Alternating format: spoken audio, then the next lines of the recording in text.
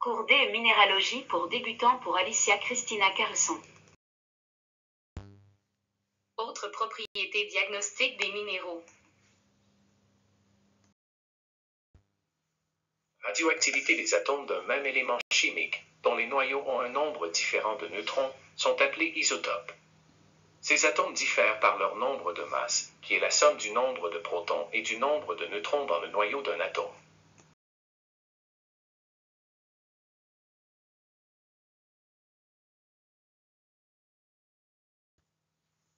Certains éléments chimiques possèdent des isotopes naturels mais instables, comme l'uranium. Ces isotopes peuvent se transformer ou se désintégrer en d'autres isotopes plus stables. Les atomes d'uranium peuvent se transformer en atomes de barium et kryptonium.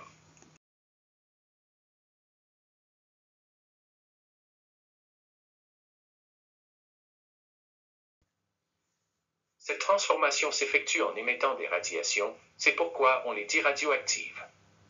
L'émission de particules provenant d'un noyau instable est appelée désintégration radioactive.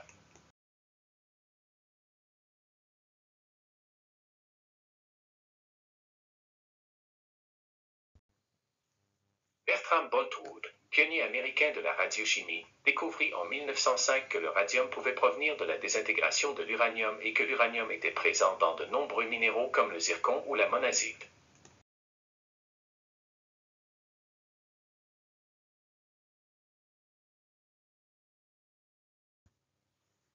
Il a par ailleurs introduit le concept de plomb radiogénique. C'est le nom donné au plomb, produit final de la désintégration de l'uranium. Il a également observé que dans les roches géologiquement très anciennes, le rapport plomb-uranium est plus élevé que dans les roches plus jeunes. Il suggère de dater les roches et les minéraux en mesurant le rapport uranium-plomb.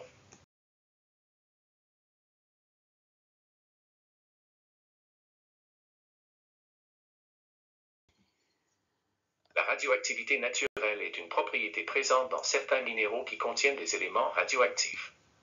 En général, un minéral radioactif est considéré comme tout ce qui contient du thorium ou de l'uranium à des concentrations supérieures à 0,10%.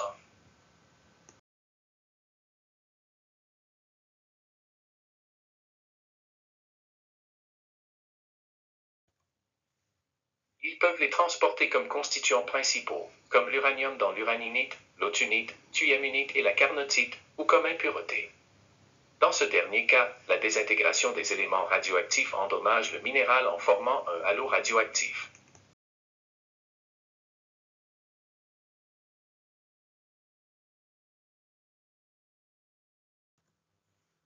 La radioactivité d'un minéral est facilement détectable à l'aide d'un compteur Geiger, qui détermine le pourcentage de particules, ainsi que de rayonnement ionisant, que dégage le minéral radioactif lors de sa désintégration.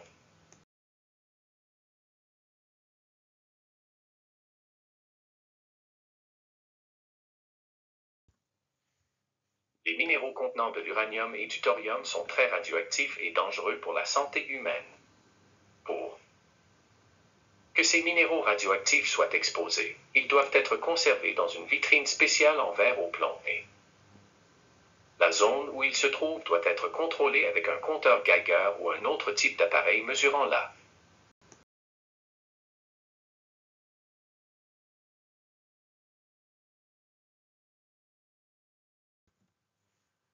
La semaine prochaine, nous verrons la forme et la structure extérieure des minéraux.